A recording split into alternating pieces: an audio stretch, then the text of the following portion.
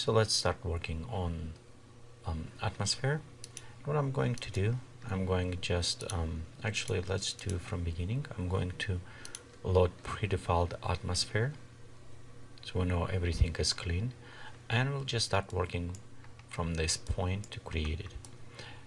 Again, we did something modification with moving sun, so we can see some effect, but I want this session just going directly with atmospheres and see all presets. So one thing what I'm going to do is take sun and position right around there. I'm looking for the shadows right here that is casting on our terrain, so it provide kind of nice effect looking. As well, right here I'm looking some mountains up that little bit cut off on the top, so I'm going to take the main camera. Actually, I'm going to move a little bit more far away, okay, and readjust. Okay, let's also enable foreground so I can see where's my trees located. So when I kind of cut right here, so I know where I'm cutting off. Okay, we'll take our main camera.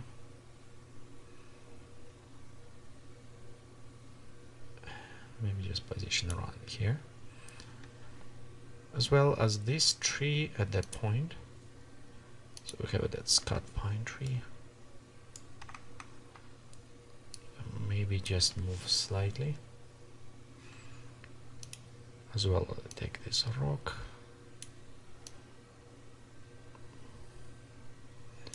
And move a little bit more. So kind of a little bit reposition. And you can see we have a much better look right now over our mountain, so we can have it clouds, kind of a little bit nice in opening area. Because we can take and maybe just a little bit lower, so I can have this tree right here, this water and cliff look. Okay, so we can go maybe around right here. Okay, so we open, okay, mountains, and now with the lighting. The one thing, let me look again on our water because we decrease. What I want to do, I want to set this a little bit lower again, so our reflection won't be that high, and again bump slightly, so kind of manipulation, adjustment, see what's going on. Okay, we set this way. Let's go now in atmosphere editor, and in atmosphere editor a couple of things need to be modified. One, because we said we need set global radiosity. Okay, next our ambient light, actually want to have it more saturated color on this. Okay, and slightly add to the sunlight, so a little bit harder shadows right here, but we're going with soft light so that will bring back those shadows to us. Okay, as a clouds, next we're going to add spectral, just normal darker one, except what I'm going to do is pop up opacity and take density slightly down, reduce cover, and let's increase details and altitude all the way, so we have it kind of more interesting cover, maybe even a little bit less cover, so we have it blue skies popping up. Okay, till the render also on sky fog, we want to take sky and make saturated color, so it will give it us more intensive colors. As well, it is when we start having glowing effect, kind of they will balance it afterwards.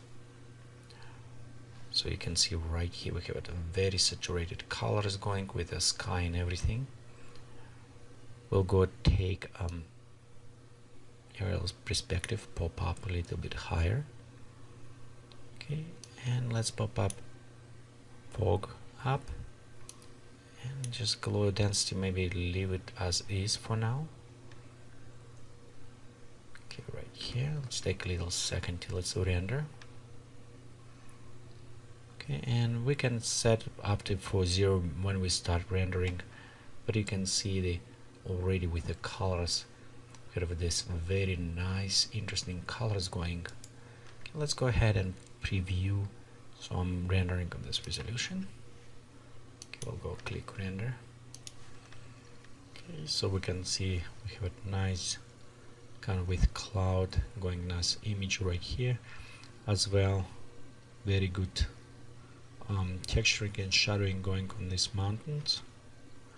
We lose a little bit details right around here, but we can pull up them a little bit more in Photoshop with contrast. So I think this is actually look quite a bit nice settings on the lighting. Couple things is I just noticed kind of some effect right here. I need to look a little bit closer. Probably mountains still be floating. So before I do this, what I want to save this atmosphere separately just in case, and save my scenery as well. So let's do that. Okay, we'll save atmosphere. And if you're watching this tutorial or downloaded, all of these presets will be available for you. So if you have a hard time to preset or following, you can go always load it and view them. Okay, I'm going to also save the file. Okay, next let's select this terrain, and I notice right here, see it's kind of floating, so it's not even touching ground. So I'm going to put this down on the ground right here. Okay, we also select another terrain, bring this down as well. So in that case we can click preview, and we can see that that kind of line was right here, probably gone, because it was creating by this a little bit floating up in the air. Okay, so yeah, we can see it's kind of already gone, that effect, so it wasn't touching properly. Okay, so right here is our focal point. If you want, you can put any characters, but I want to just leave it like this. It's nature kind of. We have our mountains, very nice, and the clouds come up, and we even have a nice lighting right here going. Maybe let's reduce slightly on the haze and glow just a little bit, so we'll receive a little bit more details, a bit clear right here. Okay, pop up a little bit atmosphere, give it us nice color. Okay, I think this is ready, so let's go set 0. You want, even if you're doing as a final, again I'm doing this for the tutorial, so I'm setting about 0. But if you render this on high resolution, you probably want to increase quality as well as a lighting quality boost, so both places won't pop up. But for the tutorial I'm just leaving 0, as well as render, I'm render just on the final and not that high resolution, so we'll have some grain see through this, but again it's in a way for the tutorial, so we can go forward.